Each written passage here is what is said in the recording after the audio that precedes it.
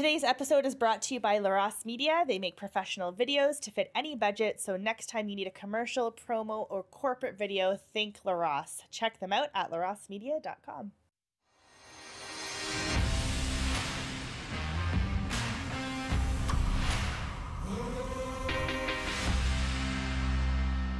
Hello and welcome to the Stinking Albatross Podcast. My name is Alissa and I'm here once again with my partner in crime, Scott Hayward. Hey, Alissa, how's it going? Not too bad. Now, we apologize to anyone who tuned in last week and found no new episode. We had a couple things going on, and we're back this week. And from this point forward, up until at least Christmas, we're going to be doing every other Friday. Just for a variety of reasons. I'm on maternity leave. Things are getting busy, and it just makes more sense that way. So we apologize for any inconvenience, but we hope we have more good stuff for you every other week, and that you'll be able to tune in more and catch up on more episodes. 3-hour episodes now, right? Every 2 weeks to make up for the lost time. And that, like, we're gonna like Ben Shapiro it, because I think he does like 1 hour podcast every day and then like a 3-hour radio show. I don't know how the heck he does it. Yeah, it sounds exhausting. Doesn't he have like something special too for subscribers? Like probably. Yeah. Well, you know what? It's getting busier. It's getting busier for work. So like this past week, I spoke at a Right to Life dinner up in Eastern Ontario.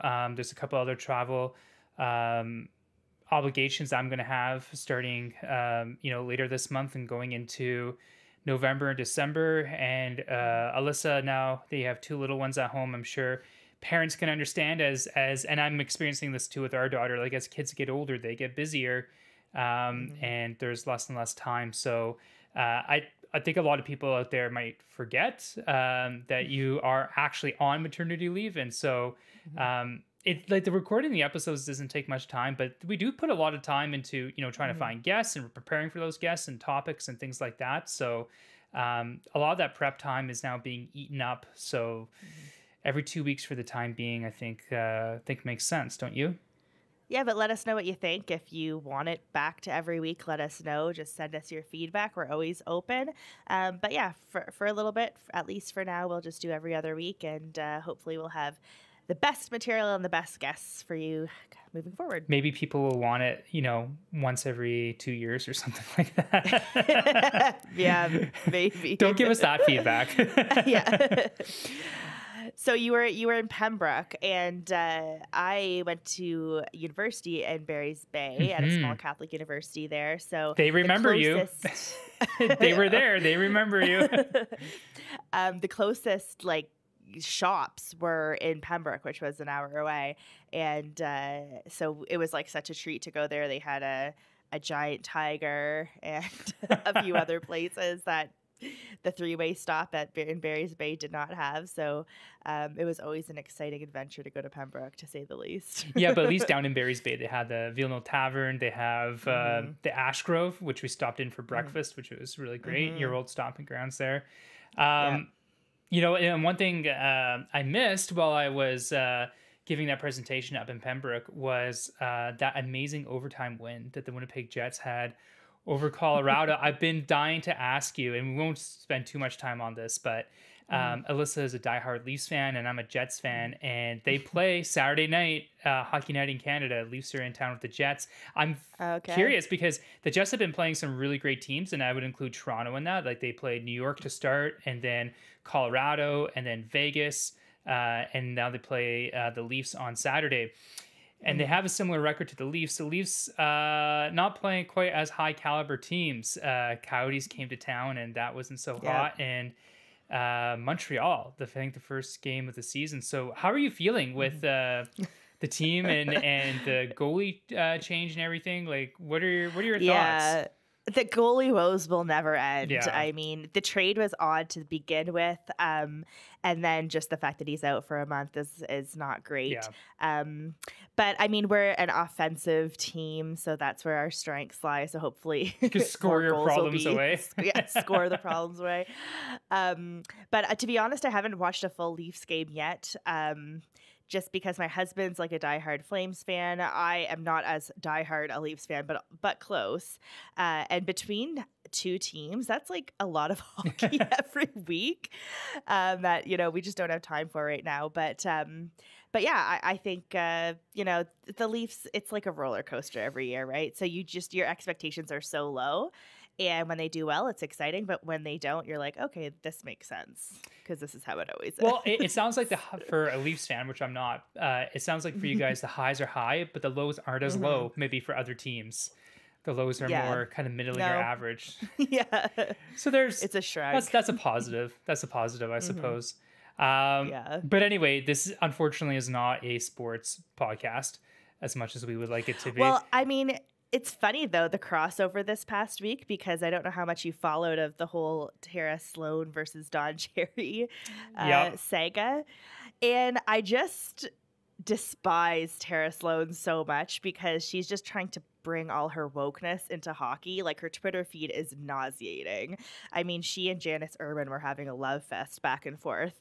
And it was just driving me crazy. And she was talking about how it's so important to have pronouns in your bio and how she brings these real sports stories to Canada, which means like her woke agenda to Canada, just with the guy under the guise of sports. And she's just awful, and just calling Don Cherry a bigot is so infuriating. So I'm glad that she really suppressed her Twitter. Now you can't respond to her, you can't retweet her, kind of like a Michelle Rumpel-Garner situation going on there.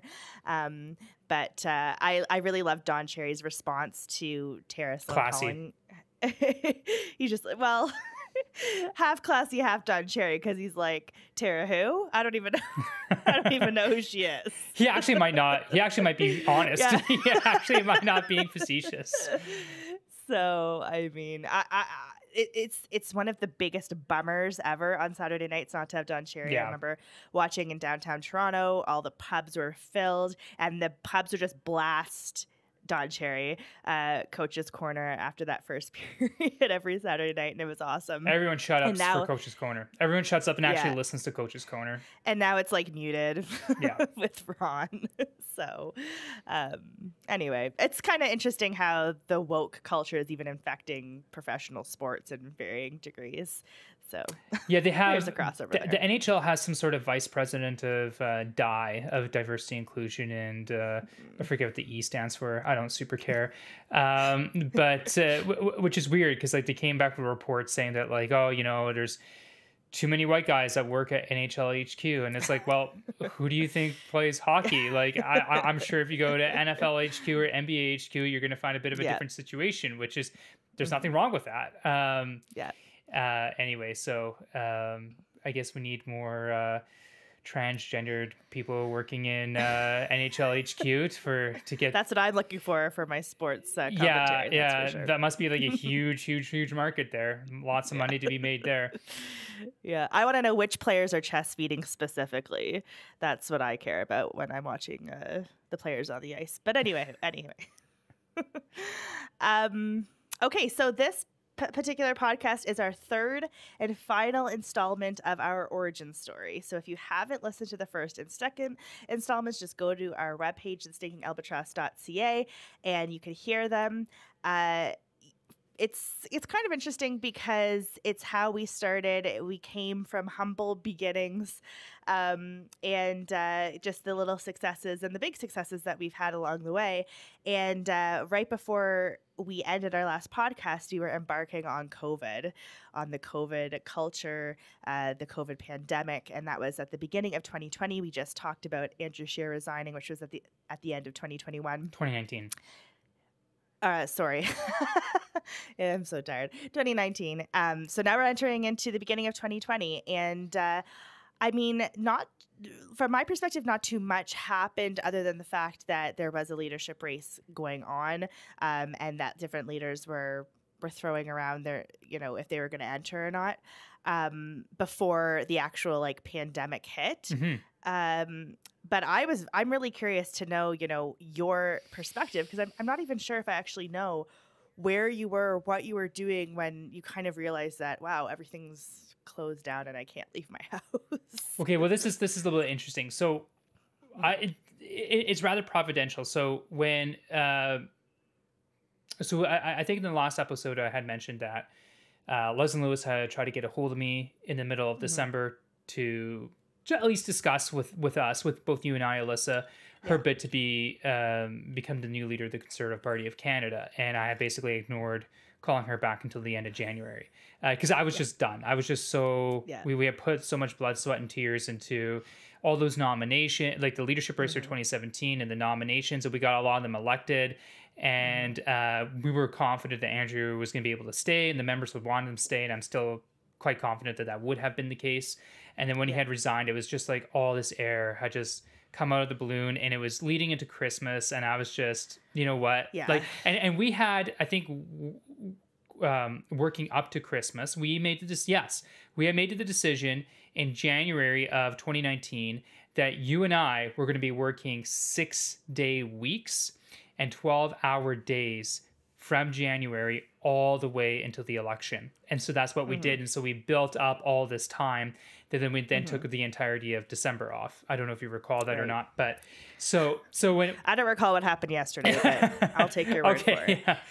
Yeah. So when he had resigned, it was like all this air went out of the balloon. I was already kind of like on vacation, so to speak, and I just kind of put my phone away and just spent time with my family, and then at that time my fiance, who was also coming to Manitoba for a few weeks for Christmas with the family, and I just focused on that. I didn't really focus on the leadership race or the if you recall, there was supposed to be an in-person convention in downtown Toronto in April that we were also organizing for with a bunch of other pro-life groups. So all this to say is I didn't really get back into the game until January, when I finally returned to Leslie's call, and we had a discussion, and I was, fully behind her and her plan.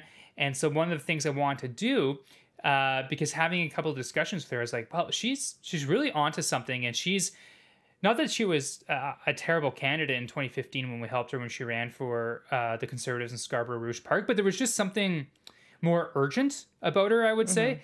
And so I was like, well, people in Ottawa need to come and listen to her. So I asked Leslie if she would come up for a couple of days to Ottawa, and I organized a meeting at my old condo building, which is just outside of Parliament Hill. And I invited probably 20 or 30 MPs showed up and their staffers, and I had her meet with, pro-life interns and pro-life staffers and comm specialists.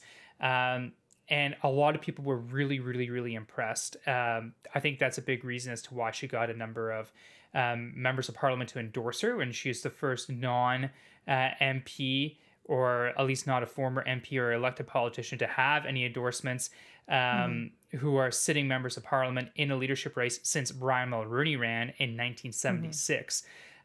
So it was quite impressive. She made quite the impression. So that happened in late February. It was right after Valentine's Day. And toward the end of February, a few days later, I was starting to read stuff, and I was like, well, this COVID thing seems to like starting to increase a little bit. So I called my best friend back home in Manitoba, who's a microbiologist, and I said, what is this? Should I be concerned? Like, what do you think is going to happen? I'm trying to plan things with Alissa on like what we should do for the leadership race. Like, are we to throw all these plans out the window? And he said, it's very contagious. It's highly contagious. We don't know how lethal or how deadly it is. Thank God it turned out to be not, for the most part. At least now it's not. And but highly contagious it was, and probably still is. And he said, yeah, things are going to get weird. That's what he texted me. Things are going to get weird. Stuff is going to shut down. He was talking to me a lot about what they did, at least locally, when it came to the 1919 Spanish influenza. Similar type of strain. And yeah, I remember, I think I called you or texted you, and I said, yeah, everything's going to be shut down. And no one believed me. Like, you didn't believe me. My fiance at the time didn't believe me. My roommate didn't believe me. And sure enough, like, I think the day that it hit me, a friend of mine in Ottawa, him and I went to the Jets game, because he's also from Manitoba, and it's like super, super cheap Jets tickets in the NHL, because at the time to get Sens tickets was like $30 type thing. It was less expensive than going to a Red Blacks game. And we went to the Jets game, and then 2 days later the NHL shut down which I think was kind of like the first kind of shock for a lot of people across Canada. Like, whoa. That's the same as Aaron. He went to a Flames game like the night before everything was shut down. It was nuts. So like they had an arena full of people, and then you couldn't even go to like Walmart. Well, I guess you could go to Walmart, but the mall. You could even go to the mall the next day, but yeah, like everything just kind of overnight, it kind of just started shut down by a domino effect, and we didn't know what was going to happen with the leadership race, right? Yeah. I mean, in Ottawa at the time, we had a whole crop of brand new pro-life MPs that got elected for the very first time. Never been elected in politics before. We had a bunch of pro-life MPs who ran for nominations and won those nominations in then conservative held ridings as well. So it wasn't just new MPs from ridings the Conservative Party didn't hold beforehand. It was also new MPs that were winning nominations for people who were resigning, who didn't want to run for re-election. And so I was really trying to focus on getting these new MPs to meet with each other to kind of create that camaraderie. And I think I was doing a decent job in coming to the Hill, every Friday and whatnot, and meeting with their staff, providing with them staff for them. And then that all shut down. And really, it hasn't really picked up much until like in the last couple of months. So we're talking like a shutdown for basically 2 years, 2.5 years. And we really didn't know what was going to happen with the leadership race at that point. Yeah. I mean, from my perspective, I remember my husband taking me to this buffet play. It's like you go to see a local play, and then they have a buffet beforehand, and it's really delicious. And that was on my birthday, March 8th. And I think it was like a day or two later, everything was shut down, and it was just so bizarre. Because you're at a sports game. He's at a sports game. We're at a show and dinner and a show, and then it's just nothing. And you think, it's going to be a week or two. Like, okay, I guess I can wait that long. And wow, we had no idea it was coming at that point.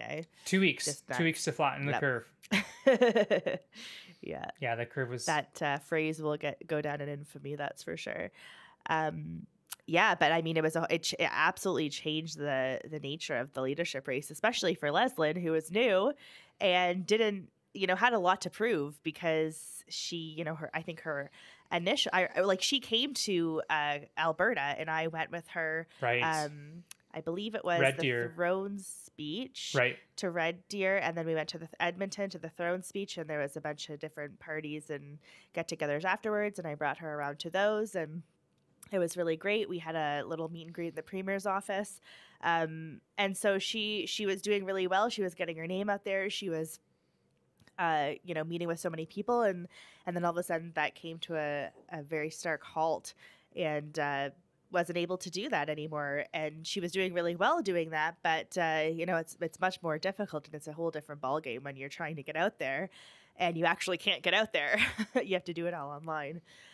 So it was actually like a miraculous feat for so many reasons how well she did. But that's soon to come, I guess.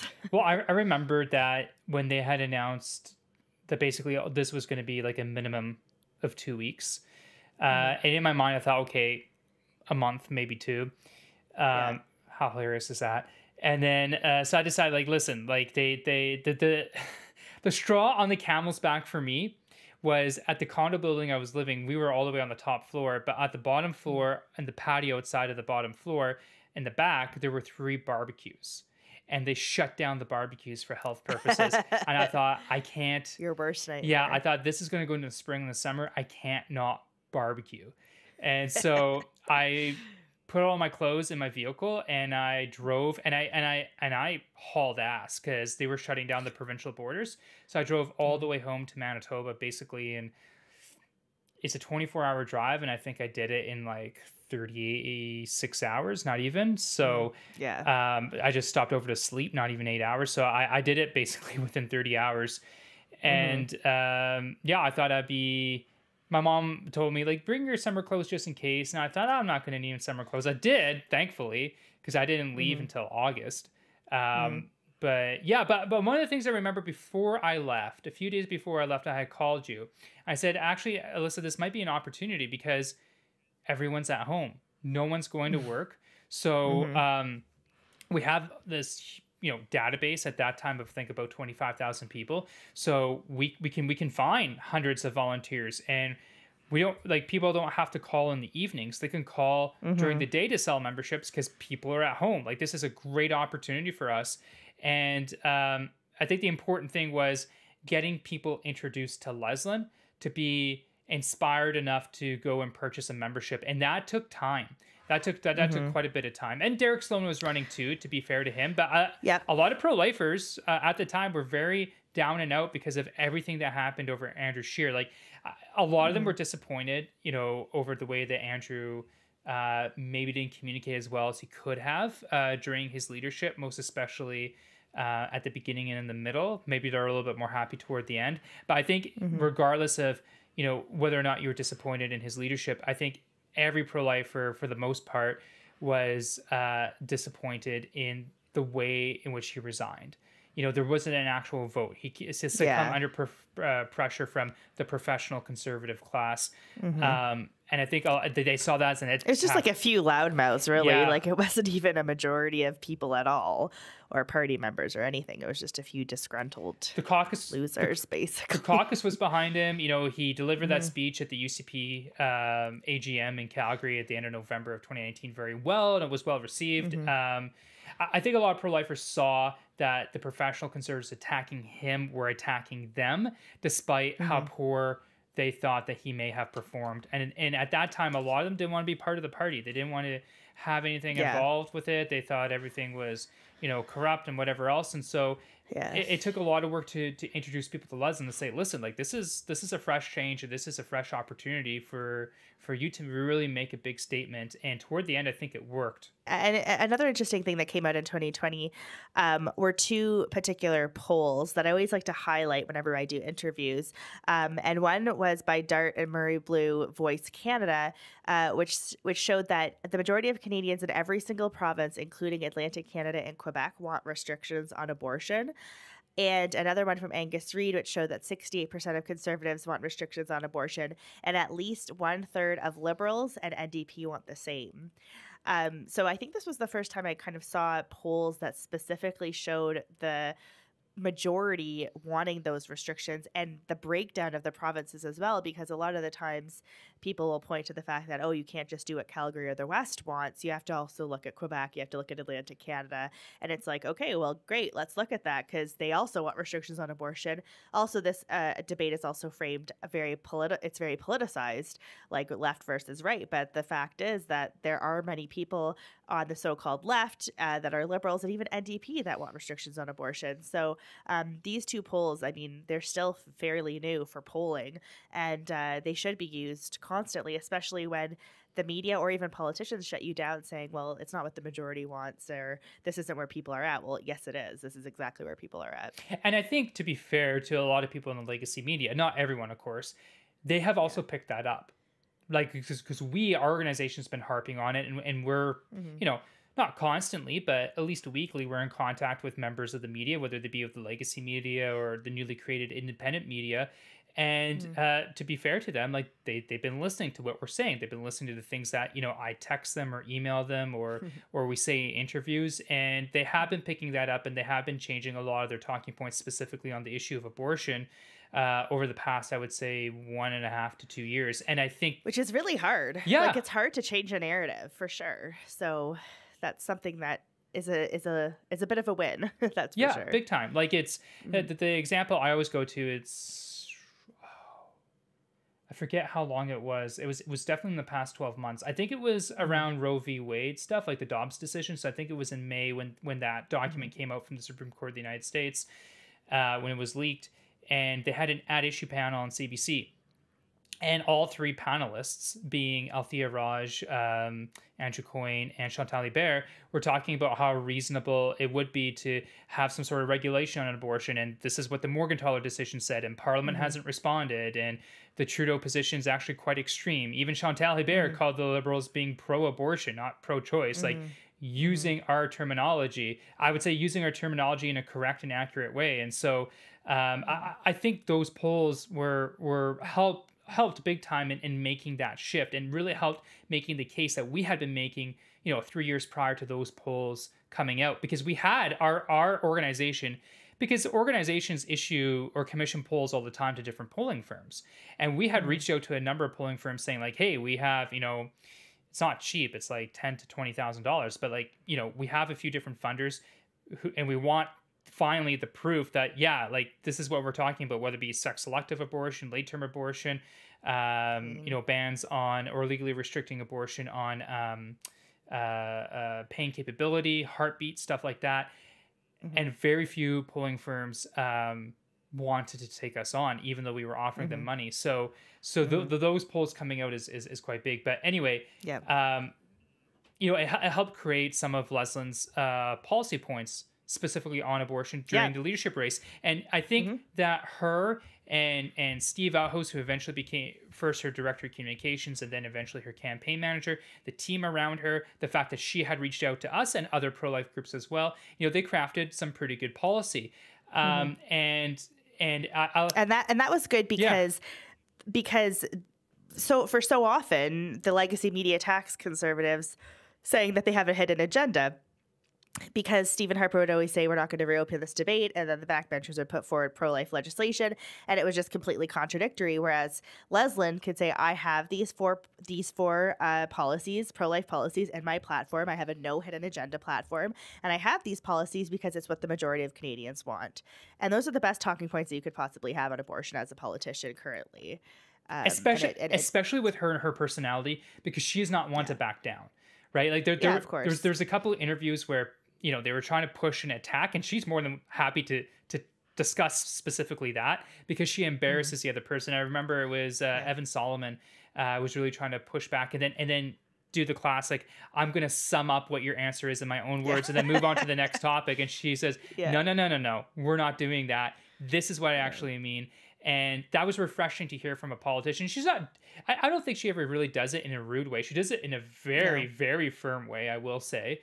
But that's kind of nice. Like the other side does it in a very firm way. Why can't we have our own people do it in a firm way? For a new politician, which she is, she's a lot more political than a lot of both pro-life and pro-abortion politicians that have been there for years, if not decades. And I think once we got those clips and Steve, because Steve became her campaign manager in the middle of March. So like shortly after everything shut down. And he was able to get her all like on the interview circuit and both with legacy media and independent media. And then we finally had those clips and we were able to share them with our supporters. And that mid-March, I noticed that's when we got a lot of volunteers. We got way more membership sales. Then there became a little bit momentum. And so, simultaneously, while this is all happening, the Liberals, of course, are doing their COVID policies and always doing their press conferences. But alongside talking about COVID, they're, of course, talking about reproductive rights, that they're going to give $159 million to COVID relief, which includes reproductive rights. This is all happening while people are locked inside. There's a lot of different factors that come along with quarantine.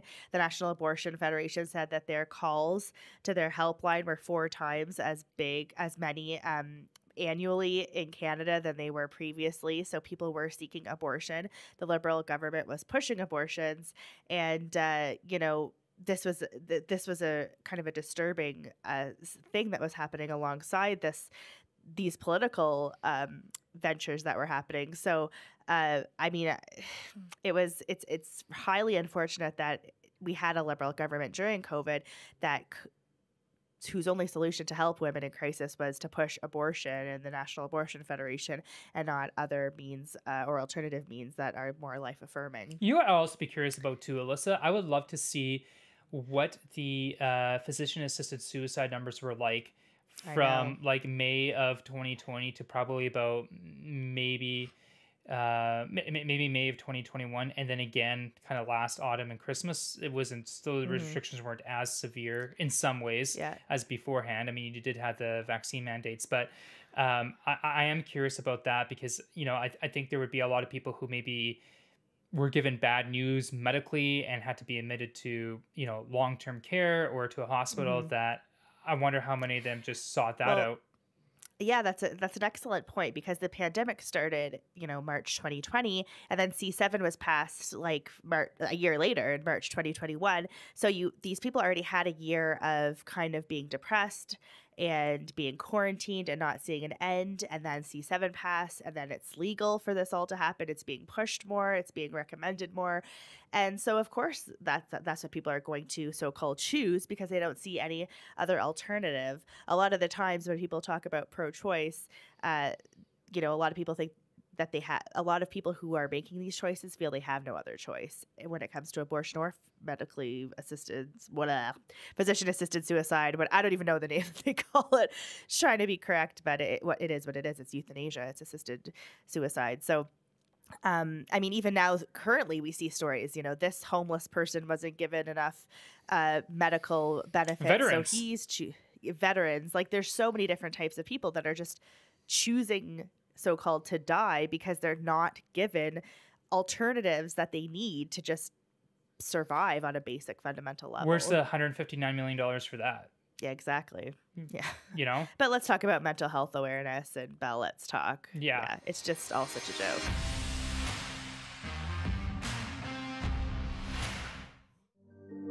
Nature communicates with us in a universal language. The sunrise starts a new day. The sunset marks our accomplishments. The most beautiful communication is where the speaker and the listener match perfectly and understand the same message. Your future audience is waiting to hear from you. What message do you need to share? At LaRosse Media, we fashion beautiful communications through our professional video production services and marketing strategies. Create your own most beautiful message. Visit larosmedia.com and be sure to check out our extended service options. Dream, produce, market, succeed with LaRosse Media. Serving Canada from coast to coast to coast.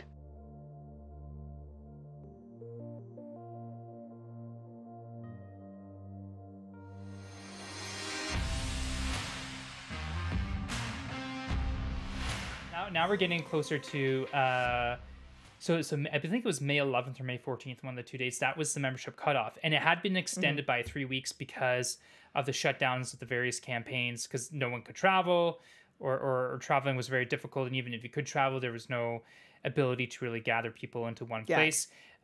So we had basically 3 extra weeks to go and sell memberships, and it was probably up until the most recent one. It was the most successful leadership race that we have engaged in terms of selling memberships and getting people engaged within our database. And we were quite pleased by the results. And that I think it started to get picked up by the other campaigns, the other leadership campaigns, because in June and July they started kind of, instead of Aaron and Peter just attacking each other, Aaron's campaign started saying that, we need to have someone in Parliament ready to go, because it was an attack both to Peter and Leslin without mentioning either. It was actually, it was quite smart, and they brought out that line toward the end of July, and it did sway. It probably not enough that it would have kept Leslin off of the final ballot anyway, but definitely swayed some people, and we did deal with that. It did sway some people from Leslin over to Aaron during the leadership race. Probably one of my biggest frustrations during the leadership race was the fact that we rank all our candidates. And so we had Leslin number 1, Derek number 2, Aaron number 3, and Peter number 4. And so people were just so mad at us that we put Aaron and Peter, specifically Aaron, like people saw us putting him as number 3 as supporting him. And that's just the numbers, where the numbers fell. And, being in the bottom 2 out of 4, being in second last place isn't necessarily supporting someone, especially when the last place candidate called Social Conservatives a stinking albatross. Like, he was very close to that candidate. But to this day, it's really interesting to have people message us still and say, oh, well, you supported Aaron O'Toole. And it's like, no, in every leadership ballot, we rank all the candidates from 1 to 10, or from whatever number, however many number candidates there are. And it's important to rank your ballot fully, because you way rather have someone that's more pro-life than not pro-life at all.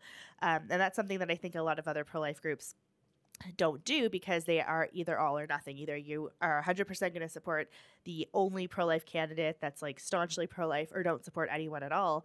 But wouldn't you rather have someone who's in favor of late-term abortion or against late-term abortion, or in favor of restrictions or against sex-selective abortion, than someone who thinks that abortion should be legal up until birth for any and all reasons? Like, it only makes sense to rank your ballot from, best to worst. And if you want to keep the last person off, sure, whatever. But it's important that we rank our ballots, and I think people appreciate that pragmatism. And there's one thing a piece of credit I want to give to Aaron O'Toole, and we're when we get into 2021, that's a whole other kettle of fish dealing with Aaron. But one thing that he kept all the way through, even during the election campaign, during the election campaign, we'll get to that, he did flip-flop on conscience rights, unfortunately. But one thing he did keep all the way through was not expanding the criteria to allow people to apply for medical assistance in dying, or what Alissa was saying earlier, let's call a spade, it's physician-assisted suicide. He stuck to that all the way through. I remember members of parliament telling me, even members of parliament who at that time already wanted to move on from Aaron, pro-life members of parliament were telling me, despite all the issues I've had with Aaron over the past year, his OLO and his team have provided excellent resources, excellent talking points, the ability for us to talk about as much as we want in the House of Commons, publicly, whatever, on being against these dangerous expansions for the criteria for physician-assisted suicide. So that's a difference between someone like Aaron O'Toole and potentially someone like Peter MacKay. And that's why you rank your ballot. There's a bunch of warts that come along with that, and we're going to get to that later on in this podcast and going into 2021. But there are some little rays of sunshine, I suppose, by putting that candidate ahead of someone who is worse. Like, there are gradations of terribleness. So anyway, the vote came in, and I remember it was middle of August. And as Steve had called me, so Steve House being Leslie's campaign manager, saying, hey, do you want to come into Ottawa and run the scrutineers for the Leslie Lewis campaign in the ballot counting room? Because I've had years of experience, scrutinying for various campaigns, and, he probably trusted me, and, we were big supporters of Leslie. So I said, absolutely no problem. So then I called up two of my best friends in Manitoba, because a couple days, after Steve had called me, we were going to go for golf and scotch and steaks as my bachelor party. I said, sorry, work calls and I got to go. And the next day I hopped in, and as I traveled across Northern Ontario, because of course, I had to go lakeside, not stateside. I would go to all these small communities in Northern Ontario, Kenora, Dryden, Thunder Bay is not small, Sudbury, Sault Ste. Marie, North Bay. And I picked up ballots for Leslin along the way, because we could still drop them off. So I was really happy to do that. But yeah. Let me just clarify this. You had a bachelor party planned, or your best man had a bachelor party planned for you. I did. And you're... I planned my own bachelor party because it was COVID and there was not a whole lot that you could do. But you had planned it. People were coming. You were going to go golfing, have steaks, have beer. Yeah. And you canceled it last minute to go collect ballots for Leslin and scrutineer for her. Yes. And travel 2,500 kilometers across the country. Yeah. That's dedication. You know what? And I didn't tell Steve or Leslin that because I didn't want them to. They needed me, right? Like, I'm not gonna say they were desperate or anything like that, but they were kind of relying on the fact that I would say yes, and they weren't wrong in that assumption. Clearly, yeah. But I included that little anecdote about, like, this is why we want people to invest in RightNow, because this is what you're buying. You're buying this level of dedication. Yes. Not to sound prideful or bragging. It's just this is just who we are, and we take our donations and investment very, very seriously. So I included like a kind of like a half paragraph about that, and then a day or two after we had issued the blog post, both Steve and Leslin had called me and said, yeah, we didn't know that.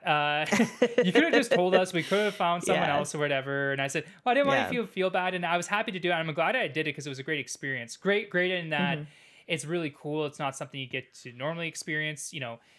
United Kingdom aside, leadership races aren't all that common. I do not expect that we'll have another leadership race now that Pierre Poilievre is leader, especially with some of the people that he's hiring. And we could talk about that on another podcast. But so it's, you know, it happens kind of once every 10 years type thing. So I was happy to do it. But as people remember, there weren't issues with Dominion voting machines or any like funny business like that. The issue as to why there was like a 16-hour delay for the announcement was because one of the envelope openers was like a couple millimeters off. So there were 11 envelope openers and one of them was a couple millimeters off, and it did a clean cut for probably about 26,000 ballots that came in. So then those 26,000 ballots had to be recreated. And it had to be recreated with a scrutineer from all 4 campaigns observing it. Because, of course, it needs to be all above the book, right? This is a huge difference between elections in Canada versus elections in the United States. And so I think of the 26,000 ballots, there were maybe about 100 that required some sort of discussion about what that person actually intended to do or whatever. So it was a very, very good process in that regard. But yeah, that was a big delay. And you could tell as we were opening up the ballots and looking at them that, you know, Peter MacKay probably wasn't going to win, and Leslyn probably wasn't going to win either. But Leslyn was a hell of a lot further ahead than a lot of people thought that she would be. Yeah. And one thing I will say is that looking at all the Peter number ones, so Leslyn got the most number 2s, probably majority for both people who put Peter as number 1 and people who put Aaron as number 1. But I think that there were more Leslyn number 2s for people who put Peter's number 1 as opposed to the number 2s of Leslyn for people who put Aaron number 1, which I thought was kind of reversed, because in my mind I thought that is weird. Yeah, in my mind I thought, okay, if she's going to be on the final ballot, she needs to be there with Peter because she'll get all of Aaron's number 2s. And when I was in the counting room and we discussed this with the other scrutineers and scrutineers from the other campaigns as well, they also noticed this, that like, oh no, if she was going to be on the final ballot, she should totally be on the final ballot with Aaron, because she's going to get way more number 2s from Peter, especially in Atlantic Canada. So I found that to be very interesting. Yeah, that is interesting. It's really great scrutineering because you do get that inside look, that inside perspective, and you see firsthand how people voted. And it's great to be able to have an insider with that perspective, especially for that race because of how unique it is. Yeah. So then Aaron won the leadership race, right? And then we're into a new leadership era. Yes, a new leadership era, Aaron. So yeah, I mean, I don't think people were like overjoyed when Aaron won. But you know, I think they were happy that Peter lost. Yes, of course. Yeah, that was a huge thing. That was kind of the talking point, was that he didn't win. He was attacking certain segments of the party, including social conservatives, and he didn't win. So you know, we helped make that happen. And the big story was the rise of Leslyn Lewis, like this unknown person. So I think in certain situations that almost overshadowed Aaron's win. Like I even remember reading about it in the Washington Post, kind of thing. So, you know, I don't think Aaron started off very strong. I think immediately he was very wishy-washy. He started flip-flopping on a lot of different things. He started becoming... I actually remember it a little bit differently, to be fair. Okay. So I remember... So we actually went quite hard against a lot of pro-life members of parliament that endorsed Aaron and Peter as opposed to endorsing Leslyn. And there was a lot of them that messaged me after we came out with an email specifically about that, saying that they weren't happy with that email. And I messaged them back like saying, well, I'm not happy with the way that you endorse. So what do you want me to do about it? But I thought, you know what, like maybe what I should do is set up meetings with all of them and hear them out. They can hear me out, because in person is a lot different than, you know, texting or emailing or even phone calls.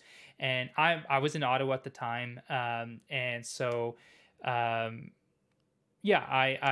went out and met with a bunch of these pro-life members of parliament. And some of them are very, very close to me. I would say like actual legitimate friends. And there were some very, very difficult conversations I had with them that I think in the long run further down has actually helped the pro-life movement, and I think the Conservative Party as well. But at that time in September of 2020, it was difficult. But one thing I will say is that as we were getting kind of into October and November, a lot of the pro-life MPs told me that dealing with Aaron's OLO, Office of Leader of the Opposition, was a lot easier than dealing with Andrew's OLO. They preferred the staff at Aaron's. They found them to be more professional. Those are the words, not mine. More helpful, and they had more ability to talk about the things that they want to talk about. Specifically, when C7 was being introduced right away, and so I found that to be interesting. I thought that their comms were excellent. I thought their videos were still strong, but the change happened after Christmas, because I remember going home at Christmas time and people saying like, "Oh, Scott, you must be disappointed that Leslyn didn't win. She's so great. We love her." And I said, yeah, like I am disappointed that Leslyn didn't win, obviously. But you know what? Talking from the pro-life MPs who, as much as they were behind Andrew the person, and I think, I can say for both you and I, Alyssa, that we were as well, we were not happy with the way that his office was staffed, and we're not happy with his OLO. These pro-life MPs, they might not be super behind Aaron, the person, as they were behind, let's say, Andrew or even Leslyn, but they were really happy with his OLO. So I remember at Christmas time saying to a bunch of people, I'm disappointed that Leslyn didn't win, but, these pro-life MPs seem to be happier dealing with Aaron's OLO. But that quickly changed after Christmas. Okay, so then we're into 2021. Yeah, March, I guess, the beginning of the year, C7 was introduced, or was voted on, and a lot of the pro-life MPs and a lot of MPs in general were trying to pass as many amendments as they possibly could to restrict physician-assisted suicide as much as humanly possible, since the Supreme Court ordered the Parliament to pass a law regulating it. And simultaneously, there was also the convention that we were talking about. It got moved to March of 2021, but it was online, which is a whole other ballgame. Well, that was interesting. So we started organizing for the online convention in late November of 2020, because that's when National Council had decided, okay, we can't book a place. Like, we don't know what travel is going to be. We don't know what the restrictions are going to be on getting 3,000 people into a room. So let's just have it online. And my question was, well, is it going to be still $700 to attend online, or is it going to be like $100? And they're like, no, it's going to be $100. I said, perfect. All our people can attend. And we organized so well with other groups, Alyssa. I think it was like really the first time we sort of made a very concerted effort to regularly work together to strategize. I mean, other than the last convention, I guess I shouldn't say that. The Halifax convention was the beginning of it, but this was just a whole other level, I think. Yeah. It ended up that 25% of the 3,000 online delegates that attended were from our database, not even including the other pro-life organizations' databases where we had duplicates of.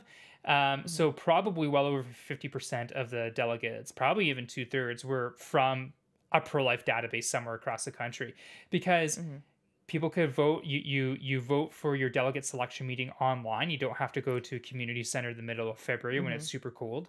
You can attend online. You don't have to attend for the whole thing. You could just vote, and you could vote whenever you want. We provided them with this is how you should vote on these policies. This is how you should vote on these constitutional amendments. Here's the reasoning why. Here are the people to vote for National Council. For a while, because there were some vacancies on National Council even after the convention, we had a pro-life majority on National Council that served us very well for a few months after that. It was very, very successful. But one of the reasons why we were able to garner that interest in the convention was because in January, for whatever reason, the Aaron O'Toole people decided that they were going to pick a fight with Derek Sloan.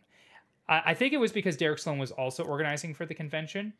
I do remember what it was. It was, his leadership campaign had accepted a donation from an avowed racist or something like that, which is asinine, because there are literally tens of thousands of people that donate to every leadership campaign. It was for like $10 or $100 or something like that.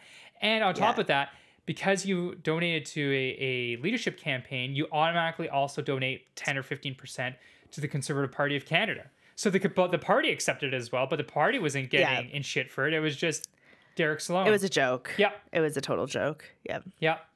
I still to this day think that there were people in the Aaron O'Toole OLO that planted that story in the media. Oh, I 100% agree with that.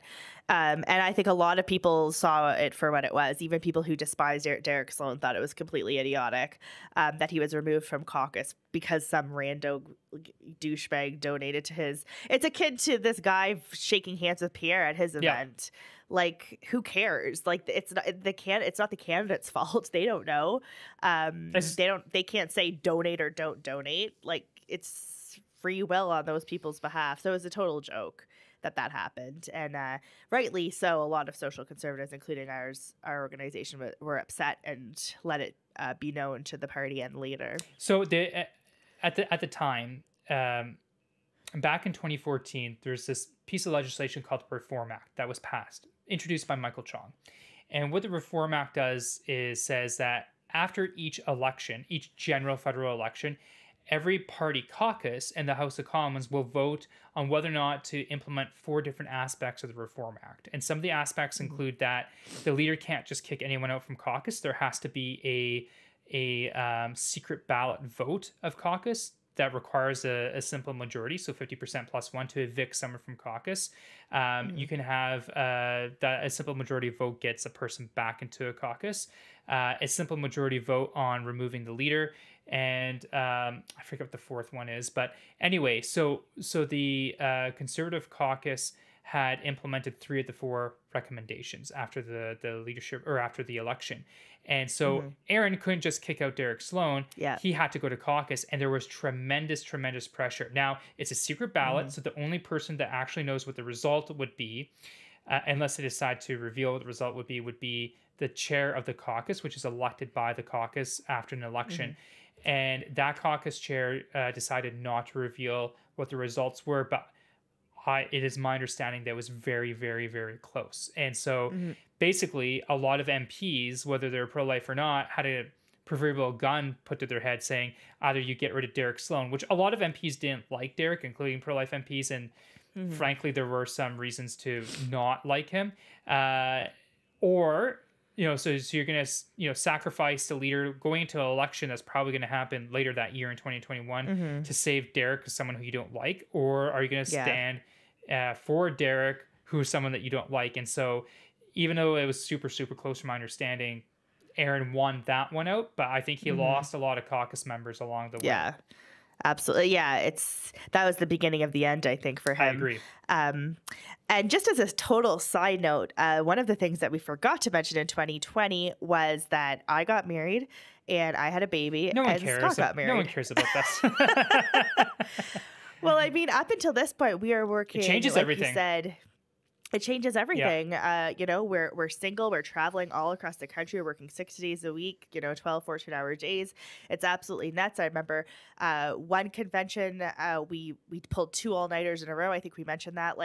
And then all of a sudden the pandemic hits and, our personal lives were kind of put on the forefront for the first time ever, really, since we started our organization. And so, yeah, that's something that I think is worth mentioning. And I had a complete and utter pandemic wedding. We had, 7 people at the church. We had juice boxes and cupcakes on the back of a truck in the parking lot because literally nothing was open. But it was awesome. I wouldn't have it any other way. It's a really unique memory. And yours was similar, right? Yours was a little bit more classier, but still not too many people, right? I don't know about classier, but we went from a wedding probably of 400 people at least to 5. So it was my supporter, my witness, my wife's witness, and then the fiance, now wife of my witness, who was a stand-in witness for my best friend back home. We were going to have an orchestral choir. So probably like a 20-piece orchestra with like a 16-voice choir. That got whittled down to a 6-voice choir. If we were going to have the wedding back home, we were going to get both the Ukrainian hall and the Polish hall, which are down the street from each other, because neither could hold enough people, which is not uncommon for a lot of weddings back home to have two big halls. to doing the wine cellar of a Portuguese restaurant in downtown Toronto, which was quite lovely.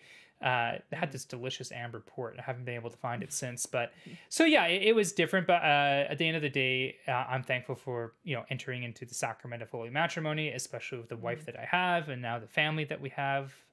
And I'm sure you can say the same for yourself, Alissa. Yeah, and then also I had a pandemic baby, which was totally crazy because there were like no moms groups, there was nothing open. She was basically like a shut-in for the first half of her life.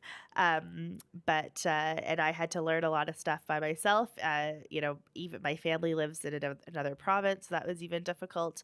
But I mean, it made the quarantine a lot more meaningful, and I'm definitely happy that I was able to have my family by my side. But yeah, I think those are two like super important things, especially considering that I was on maternity leave at this time in 2021 as well. And while I was on maternity leave, doing a lot of volunteer work for our organization when I had some spare time. Yeah. The toughest thing about the wedding for me was not having my family there. Because they were across the country, and at that time in Manitoba, if you come from east of Terrace Bay, you're considered dirty. And so it was a lot more difficult, and it just didn't work out. But why don't we, before we go into 2021 and kind of bring it to present day, why don't we take a quick break and have a word from our sponsor, and then we can come back after that.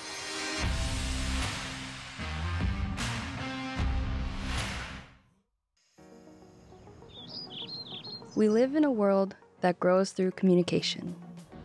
Every connection comes from a dream to be heard and realized.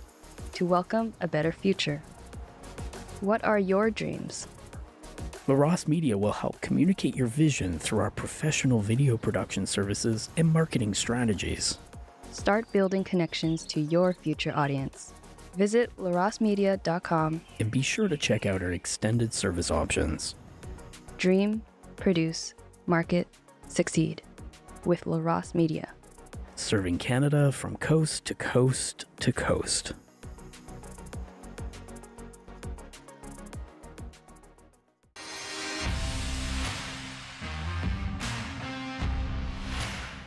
And we're back. So yeah, like we talked about, we were very successful at the convention. We had lots of our people there because there's a virtual convention. We're able to get at least a temporary pro-life majority on the National Council for the Conservative Party of Canada. There was a big pro-life kind of backlash to Aaron in the way that he had handled getting rid of Derek Sloan out of caucus. There were more and more grumblings about his leadership. There were more and more... I don't even call them pivots, Alissa. They were just 180 flip-flops, Full out flip-flops. Yeah, he was becoming known as a flip-flopper. The thing that he campaigned against in the leadership race, he was becoming before our very eyes. And so for pro-lifers, the beginning of the end was Derek Sloan. Whether you like Derek or not, on principle alone, it was a terrible way to handle the situation. For a lot of other people in the party, another big one was, and I was in Ottawa for this, it was the middle of April, and Aaron and his team didn't even tell caucus, but they leaked it to the CBC first, announcing that the Conservatives were going to introduce their own version of a carbon tax that was way worse than the carbon tax that we have now. It was, for people to remember, it was basically a carbon credit system. So you would pay carbon tax. Somehow they would keep track of how much carbon tax you would pay, and then at the end of the year, you can use your carbon points that you paid to purchase things in a catalog, kind of like in a... It sounds like Dwight Bucks. Shroot Bucks, yeah. Exactly. So yeah. I remember that night, it was a rainy night in the middle of April in Ottawa. I was speaking with a few different staffers that night because everyone was just shell-shocked. And... there were already meetings amongst different MPs about getting rid of Aaron O'Toole, including, some people in pretty high positions in the party right now. At least that's what I was told. I wasn't privy to those meetings, so I can't say one way or the other. But Aaron inflation. Yeah, we'll let you come to your own conclusions on that. But things just kept getting worse and worse. It was like as one political conservative commentator said, it was the momentum of decline. It was like a spiral down road that they just couldn't stop, and they kept making one terrible decision after another. They started trying to disqualify candidates, including former members of parliament. And then we would go to National Council because we had a majority, and constantly we would get National Council to overrule the leader on disqualifications, which is why it's important to get involved in political party politics, internal party politics. And then, things kind of came to a fever pitch. Is there going to be elections? Is there not going to be elections? Should the prime minister call it, not call it? Because things started to kind of open up again in the different provinces, right? With COVID restrictions, as well as in different countries in the United States and stuff like that. So people were starting to put COVID behind them. Not everyone, obviously, but a significant chunk of the population. They were kind of done with it. They were kind of read, people such as myself, for example, kind of read the statistics and what did the hospitalizations actually look like? What is happening? How does Canada compare to other countries? And kind of saying like, okay, well, this isn't as big of a thing as it was a year ago. So maybe some of this stuff doesn't make sense. And then the election came, August 15th was the first day of the election federally. And that's when Trudeau announced, I think it was the first or second day he announced that should he win re-election as a government, that they would bring in a vaccine mandate, because they were starting to roll out the vaccines for COVID-19. And if you could not travel, you could not go on a plane, a train, or a boat, you couldn't leave the country, you couldn't enter back into the country if you didn't have your shots. And the Conservative response was muddled, I would say, on it. It wasn't super strong. It was certainly better than the Liberals, right? Because the Conservative response was, well, for those who aren't vaccinated, just get a test, and if you don't have COVID, then hop on the plane or go across the border or whatever. Still kind of dumb, but better, I suppose. But the thing that Kenny-esque, that's and Jason Kenney, because Oriana and I went to go visit you guys for Stampede for a week.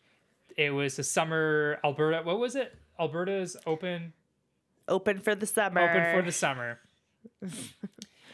But it was supposed to be open forever. Yeah. Because he kept saying that, but it actually wasn't. It was just the summer. So before you have all these premiers, mind you, Conservative premiers, backtracking on the promises of not bringing back COVID-19 restrictions, you had in the middle of the election campaign the Liberals, because the Conservatives released this mammoth, it was 160 pages, I think, campaign document. Most of the time they're like 50 pages at most, and even then fillers to really talking about like actual 15 pages of stuff. But this one was 160, and it was full, because to be fair to Aaron, like, he is a bit of a policy wonk, and then one of them was talking about reversing the Liberals' order in council to get rid of certain guns, to list them as illegal, and they said that they were going to reverse that. And then the Liberals attacked them on it over the weekend and Labor Day. And the Conservatives like flipped out for like 5 days straight, which I don't understand, like, why you wouldn't be prepared for that, be prepared to defend it.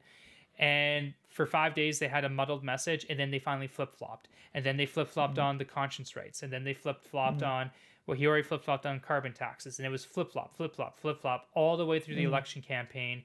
And yeah, we had our live election coverage in September. You came out right before the vaccine mandates came in. And I think we were not at all shocked by the results. Not at all.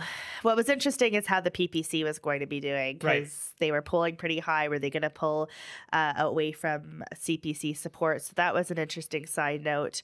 But yeah, overall, I think that the result was not surprising, but the live election coverage was awesome. We were in a way bigger, more professional studio. Well, we had to be, right? Because cameras. Of the COVID restrictions, right? we had to like be a certain number of feet away from each other, which was weird, but it didn't look too bad. We had guests. We had our new employee, Catherine Mongenet, who was overseeing Quebec and Atlantic Canada, come on and do some segments in French, which was really cool.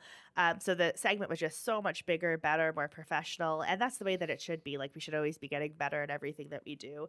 And it's a really great alternative to the legacy media that's just giving you the same old tired, rehearsed lines about how bad the Conservatives are and how the Liberals are going to help you and how Justin Trudeau is amazing and the Conservative leader is evil. And, and also about social conservative issues too, because I think these were at play, during the leadership race and during the election. They're never and not. were never talked about. Yeah, and they weren't being talked about at all. So we were also able to give that perspective. We had some candidates on, some MPs on, and it's a really great thing. So if you want to tune in during the next election, we'll hopefully be doing it again. But I'm glad that we did it, and it was just such an amazing, much bigger, better experience in 2021 for sure. And then coming out of that, politically in Canada, shit just hit the fan. The flip-flops. If he won, it would have been better. But losing that election was just brutal. Well, did worse. Did worse. Way less votes. Yeah. Less. Yeah. He had like 5 or lost seats. Yeah, he had 500,000 or 800,000 fewer votes than Andrew Scheer got. Mm-hmm. Which, and by the way, Andrew Scheer had the highest number of votes ever for a Conservative Party in the history of Canada. He won fewer seats than Andrew Scheer. He lost seats in urban Canada, 4 of them in Metro Vancouver, 2 of them or net 1 of them, -1 in the GTA. Picked up a couple in Atlantic Canada, to his credit. But that wasn't enough. You're picking up in rural Canada, which the Conservatives should be growing in anyway. Yeah. And you're losing in suburban, urban Canada. Like that's not a good trend. That's not how you build toward a majority government. So, some people were thinking, does he resign? Since he did worse than Andrew, and Andrew kind of set that standard. Andrew did a lot better. He had huge growth. He had pretty good numbers overall. He reduced the Liberal majority government to a Liberal minority government, which is very difficult to do for a first-term majority government in Canada. And he apparently had to go, which I still disagree with, yet Aaron was staying. No, we reached out to a lot of caucus members who were not happy, and we got to work right away on getting rid of Aaron. And it was really important for us that Aaron O'Toole, at least that version of him, be removed, because he was already trying to disqualify pro-life candidates. He was already, like, the very few pro-life promises he made to the pro-life movement, he was already reneging on and flip-flopping on, in addition to a bunch of other promises. The comms were getting worse and worse and worse from a pro-life perspective. And there were a lot of people, like, it was very difficult to get pro-lifers out to knock on doors for pro-life candidates, pro-life Conservatives that were really, really, really tough ridings. So in the 2019 campaign, we focused on 50 ridings to flip them from being from pro-abortion Liberals to pro-life Conservatives. This campaign, we identified, I think, 16 pro-life Conservatives that were already elected that were going to be in a really, really tough battles to keep their seats. And we actually did really well, because we got 13 of those 16 reelected, and we got a few more reelected. We actually increased the number of pro-lifers in the House in that election, which was insane given how that election went. But that's why Aaron O'Toole, from our perspective, had to go. And he wasn't going in his own volition, so we got to work. Yeah. So, and another big thing was during the conversion therapy bill, he, unbeknownst to the rest of the caucus, got one of his cabinet ministers to put forward a motion of unanimous consent to pass the conversion shadow cabinet to pass to pass the conversion therapy bill without any debate, any discussion, any vote. And a lot of people were mad at pro-life MPs for not standing up, but it was literally like 5 seconds that this shadow minister put this unanimous consent motion forward. And some of the pro-life MPs didn't even hear, the social conservative MPs didn't even hear what was going on. They were caught off guard. They had like 5 seconds to speak up. Some were in the very back. Some had already left. It was absolutely crazy. It was tricks. It was antics that they did, that they pulled, and it wasn't the social conservative MP's fault. A lot of the MPs put out statements explaining that they were caught off guard, that there was nothing that they could do. And this was just really, really fishy. And I think a lot of the pro-life MPs or social conservative MPs that were still trying to defend Aaron and trying to kind of remain on the fence, that's when they all came over and said, no, this guy's got to go. I really want to delve into this real quick and then back out just to really put this into context. So this happened on a Wednesday, and it's significant on a Wednesday because on Wednesdays, each of the different political party caucuses, so the groups of the MPs that belong to those parties, have what's their weekly caucus meetings that happen in the mornings. So the House of Commons actually doesn't sit until about 2:15 in the afternoon, where normally it starts to sit at 9 or 10 a.m. So they don't sit, so they allow for those caucus meetings. So that's when you get kind of umped up and ramped up, and those are the best kind of question periods during the week because everyone's, rah from the caucus meeting. Also at the caucus meeting, you have discussions, from the leadership team with the caucus on what your agenda and objectives are going to be legislatively in the House of Commons and the various committees that week. No discussion on the conversion therapy ban bill besides, we're going to continue to discuss this as a caucus to decide what exactly we want to do with it that day. And then a few hours later, after question period, people are milling about. Tons of MPs are leaving the House because you only need a certain amount of MPs in order to have quorum to keep going because you have debates or whatever. The mics are turned off, so you can't really hear what's being said. And that's when specifically the Aaron O'Toole team wanted that unanimous consent motion introduced because there was a bunch of confusion. You have a bunch of new pro-life MPs that don't know what's happening. You have a bunch of MPs that have already left. And then it just kind of passed. You have very, very little time. The one MP that probably could have done something, they sent halfway around the world to Latvia or Lithuania or Estonia or something like that. Yeah. And that for that MP and a lot of those MPs around them, that was kind of the beginning of the end where they're like, okay, this guy, we can't trust him. He needs to go. So while we were working to instigate a new leadership race within the Conservative Party Canada, at the same time provincially, there were kind of similar forces working against some of the provincial premiers for some of the COVID decisions that they had made. And we're going to kind of stop at the end of 2021 because we've talked about a lot of the stuff already this year in 2022. But this was kind of the beginning of the end of someone like Jason Kenney as well, for different reasons, mind you. Yeah. And then Bert Chen, who was on National Council, he put out a letter calling for Aaron O'Toole's removal, basically. And then National Council voted him. Well, he got suspended basically indefinitely and then got removed at National Council. So, by the way, at this point, the vacancies had been filled. And so we no longer had a pro-life majority on National Council. Right. Very slim pro-abortion majority. It's like a 55-45 split, but we don't have it anymore.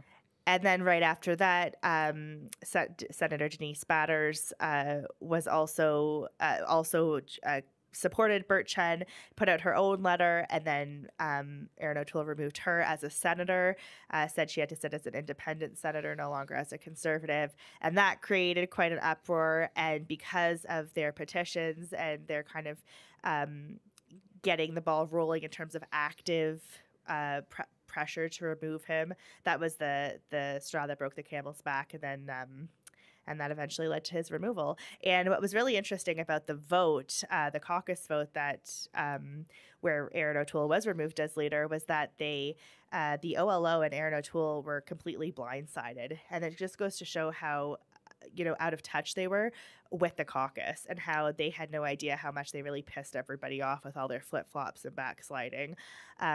So I think it was a really good lesson for a leader to know that they can't say one thing during a leadership race and do the exact opposite thing when they're leader and kind of walk all over people and do these tricks when it comes to social conservative bills and other bills, frankly, and change policies during the election with regards to guns and carbon tax and everything in between, and then expect to stay on as leader. That's just not how it works. Yeah, and I think going forward, we're going to see a difference in that leadership style, at least at the beginning, between Pierre Poilievre and Danielle Smith. There are certain things that Pierre isn't talking about anymore that he was talking about during the leadership race. That is a type of pivot. At the same time, defunding CBC. Yeah, there hasn't been any of that, and amongst other things, like But has he been talking about just inflation though? yeah, everyone is. Alyssa, did you know the carbon tax is going to be increased by triple? With cream and sugar? Oh my goodness. I can't listen to Question Pierre anymore. It's under Pierre it's become a bit of a joke. But anyway, that being said, to give Pierre some grace, they are just starting to hire their director of policy. They just hired the director of communications today, being Ben Woodfindon, Excellent. who is an excellent choice. So I'm willing to kind of wait until probably mid-January. And from mid-January onward, then I'm kind of interested to see what the comms are like. Because Pierre has been very quiet. The Conservatives have been very quiet besides on like 2 issues. And so I'm wondering if it's just they're waiting to put their team together, get their strategy together, get some of their talking points together. And then, coming back after Christmas, see where they go from there. I'm willing to give some grace for that. If after Christmas, it's kind of more of the same, then that's a different type of discussion. But let's just wait and see, right? And hope for the best. And for our part, I plan to go up to Ottawa in the next couple of weeks. Going to meet with some people, including people from Pierre's leadership team. We're there to offer a helping hand, if it makes sense. I mean, from my perspective, living in Alberta and being involved in the Conservative Party, I disliked and liked Pierre and Danielle Smith equally. Like, they were pretty low bar for me when they got elected. And so far, with the very short amount of time, Pierre has exceeded my expectations ever so slightly, and Danielle has subsided them. So that's where I'm at right now. So we'll see what happens. Well, Alyssa, I think that pretty much brings it to almost present day. I don't think we should really go huge into 2022. But I know this has been a bit of a longer podcast. Actually, it's so funny because we think like origin story like it's going to be super quick. Yeah. And then it's not. three podcasts later. We thought we could get it done in one. Yeah, I know. There's a lot of stuff that we've done. Yeah, there is, and continue to do. And, again, as a personal side note, we did our live election broadcast. And the very next day I found out I was pregnant again. So currently I'm on maternity leave, like we've mentioned, had my baby in May. So yeah, again, like 2 kids in 2 years, 2 weddings, both with Scott and myself, amongst all the other professional stuff that we've done. It's just been absolutely crazy. And luckily we have an amazing a new hire that's covering my maternity leave, who's very experienced politically. And during the last leadership race with Leslie Lewis, she traveled across the country. She's met a lot of our supporters, and she's still doing an excellent job. So we're very thankful to have been able to have hired quite a few or a couple different people who have really furthered our organization in places where we really needed it, like Atlantic Canada and Quebec. Now, I don't know if you actually prepared for this, but sometimes we do. Sometimes we do a top 10. I know that. Yeah, we're gonna do a top 10. I know it's a bit of a longer episode, but hey, we're only doing every 2 weeks now, so I feel okay going closer to 90 minutes than 60. But this one was my idea, and they're rarely my idea, so I'm pretty proud of it. Our top 10. Well, it's food. Yeah, exactly right. Either food or sports. So our top 10 this week is our top 10 favorite Halloween candies. Halloween candies. Yeah. Trick-or-treat candies. So, Alyssa, ladies first. All right.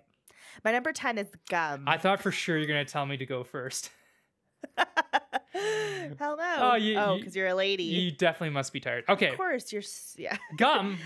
Gum. What kind of gum? Like Double Bubble? Hubba Bubba? No, what are we talking about? I liked those like individual, like, they're like the classic candy with the little wrappers squinched on the side. Double Bubble. Yeah, Double Bubble. I like those. They're big and thick. They lose their taste pretty fast. The big, thick ones lose their taste pretty fast. What's your number 10? You can't beat my number 10. No, that's for sure. Rockets. Okay. Classic. I think we're going to have a complete opposite. List. I knew that because I think rockets are disgusting. Yeah, that's fine. It's just powdered sugar, and then it's like when you chew it, it's like chalky in between your teeth. They're little medicines. What's your number 9? Cans of pop, because we never had pop growing up. I thought about putting that. Now, do you have? Yeah. There's only basically 2, maybe 4 kinds of pop that we would always get. What would you get? typically. Yeah, you would get like the Coke, like Coca-Cola, and orange soda Crush was a big thing. Yeah, Orange Crush. Root beer sometimes. Okay, yeah. But I don't know about a fourth. Maybe ginger ale. Ginger ale. And the fourth one for us that we would get a lot would be the grape drink, like the grape. Yeah. That is the worst. Yeah. Okay. You're like, pop, grape. Yeah. Now I'm just lugging around this dead weight. You can't even trade it either, right? Like no one wants it. Yeah. Our lists are gonna be very different. Yeah. Okay, well my number 9 is caramel apples. Oh, okay. That's on my list. Oh, okay. Higher, mind you. Okay. All right. Yeah. All right. That's pretty good. Did your parents ever get like freaked out that it was like an unwrapped, homemade sort of thing? They didn't care. That there was going to be needles in it. They didn't care. Like, oh, I hope there's needles. They'd always check that for my sister, but for me, no, never. Yeah, they're like, eat the needles. Yeah. Okay. Number 8. Craft caramels. The individually wrapped craft caramels. Craft caramels? Like caramels, whatever. Caramel? No, like it's craft. It's like a gooey toffee, like a caramel. Oh, I don't think we had them. What I'm saying? Yeah, I don't think we had them back home. I have something similar later up, but yeah. Yeah, that's me. Number 8 is a bit of a lightning rod for a lot of people. For me, I have it on it. Only like one per year when I was a kid. Wagon wheels. Oh, okay. Yeah. Yeah. Okay. I was like thinking. Then I started thinking about flakies, and then now I want a flaky. But anyway, okay. Number 7 for me is Tootsie Pops and Tootsie Rolls. Oh yeah. Mm-hmm. You know what? Our lists are gonna be a lot more similar than you think. Okay. Number 7 for me are Popeyes. My smokes. I forgot about those. Yeah. Yes, you felt so badass. Yeah. Eating those. As a kid, you're like, do people actually think this is a cigarette? Yeah. You thought they looked real. Yeah, those are good. Plus the taste. And then they made some that like actually sort of that smoked sort of like that something came out of it. Oh really? Do you remember that? No, I don't like that. I'm a traditionalist. Of course. Had to be in the red pack too, not a different color. Number 6. Candy corn. And honestly, really? This should be higher on my list because, okay, the thing with me and candy corn is I love it. Like, if it's ever out, I will go right to it. But if I eat more than, like, 2 kernels, I feel disgusting and sick. And I want to throw up. So it's like... It's a love-hate. I don't know. Yeah. You need to build up your immunity throughout the year to them. Number 6 is kind of similar to your craft thing. Molasses kisses. Oh, gross. Were those the things that everybody hates? I don't know. That are like, oh man, I think those were like a big no-no in my family. They would get thrown in the garbage. They're like in an orange wrapper with like little those things are disgusting. jack-o'-lanterns on them. Oh, I love them. Oh my goodness, that is controversial. I'm not gonna lie. Okay. Where are we at? Number 5? Number 5. Mine is caramel apples. Okay. My number 5 are Crunch bars.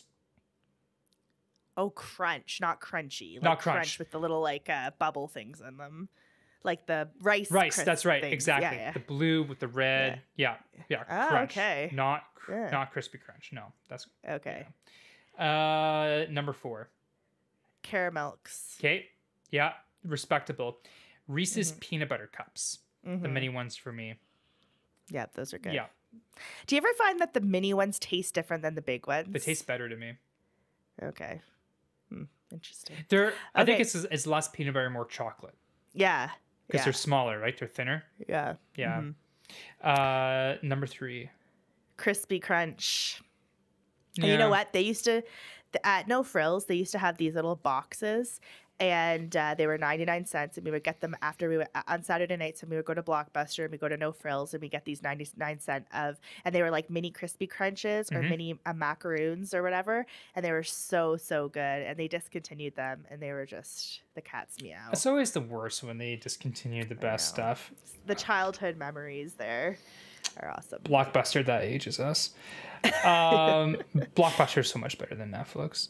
If they opened a Blockbuster, I swear to you, it would do so well. Oh, yeah. It's like somebody should open one. Just because, like, just the whole thing of going, it's almost like going to the movies, looking at everything. There's so many movies you don't know about, and honestly, like now renting movies is so expensive. Like before it was like $4 or $5. Now I want to I've been waiting to see In the Heights. It's like the new Lin-Manuel Miranda, and to rent it, it's still like $25, and it's like a year old. Like I'm not spending $25 to, or you can't even rent it. It's to buy. You have to buy it. There's no renting option. And bring back Blockbuster. You know, it would be a really good business opportunity is if they start opening vintage Blockbusters here and there. Yes. Is to open up a VCR shop right beside them. Okay. What's your number 3?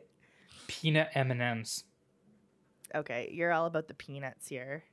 You're going nuts in your yeah, top 5. Yeah. Okay. I guess, eh? Okay. Number 2. Crunchies. They're chocolate with the toffee in the middle. So good. Okay. Golden wrapper. I'm all about those crunchies. Oh, yeah. Yeah, because sometimes I get them confused with the Wonder Bars. But those are also good. But the crunchies are the ones with the like. It's just a big rectangle, hard rectangle. With lots of crunch. Yeah. Okay. I'm all about the nuts, and you're all about something else. So. Yeah. Okay. Number 2 for me was Kit Kat. Oh. Classic. Now, before we go to number 1, do you have any honorable mentions? Well, I think my honorable mention would be Reese's Pieces. Like, I really love them. They just didn't make my list.